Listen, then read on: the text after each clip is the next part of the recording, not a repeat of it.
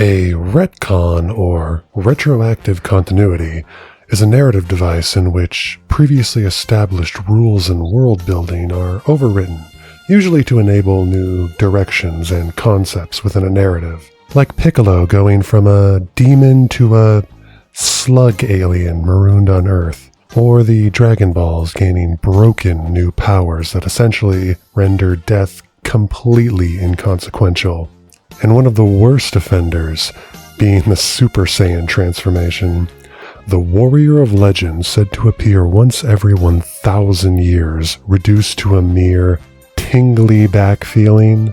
But some retcons not only change the story for the better, but even change the very genre of the series. In my opinion, the greatest retcon Toriyama ever brought into Dragon Ball was the Saiyan race. Not only did the Saiyans deeply enrich the lore of Dragon Ball, but they also changed it from a Journey to the West-inspired fantasy adventure filled with magic and demons to a science fiction epic about an alien raised on Earth fighting space fascists and star-busting androids. Goku was not originally intended to be an alien, but rather a nod to the famous Ming Dynasty Chinese fairy tale Journey to the West, a story about a monkey who rides a cloud, carries a staff that can change size at will, and through the power of meditation and martial arts, grows to take on celestial warriors. Sound familiar?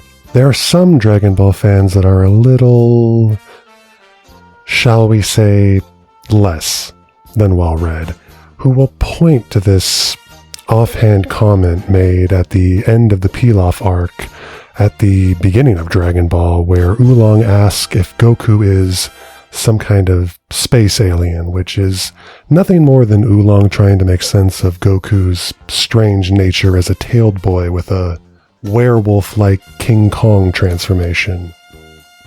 Uzaru literally meaning King Monkey or Monkey King.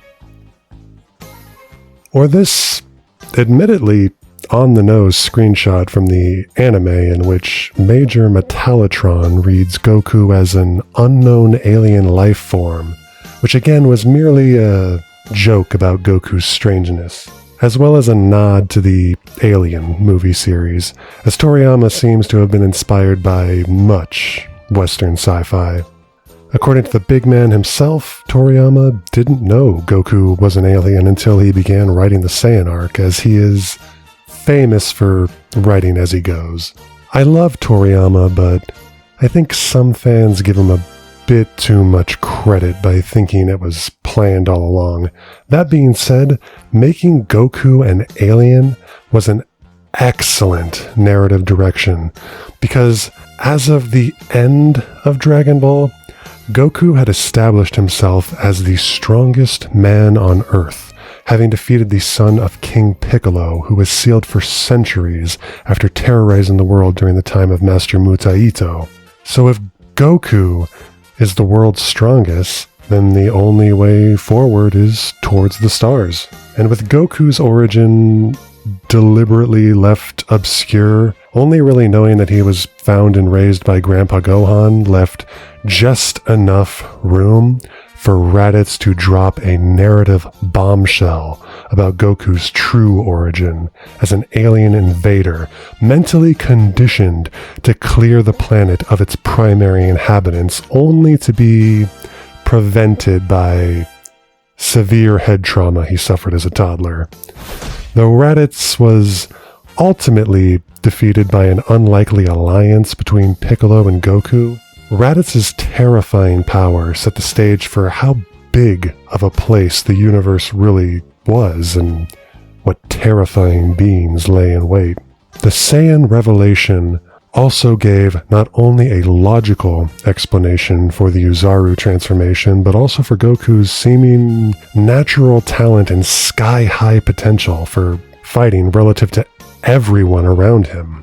With the invasion of the Saiyans also came the Namekian revelation, which is a subject for another video, but set up the story for an upcoming Namek arc, which would ultimately lead to the fight against Frieza, who had enslaved the Saiyans, using them as foot soldiers to expand his empire by claiming planets for himself, as well as selling them to the highest bidder. The Great Destroyer who ended the Saiyan homeworld in one foul swoop, including the parents of both Goku and Vegeta, culminating in the fulfillment of an ancient prophecy of the Super Saiyan, the legendary warrior who would end up avenging the Saiyan race. Though the series would go on, the fight with Frieza completed the story arc for the Saiyan race by ending their oppressor by Saiyan hands.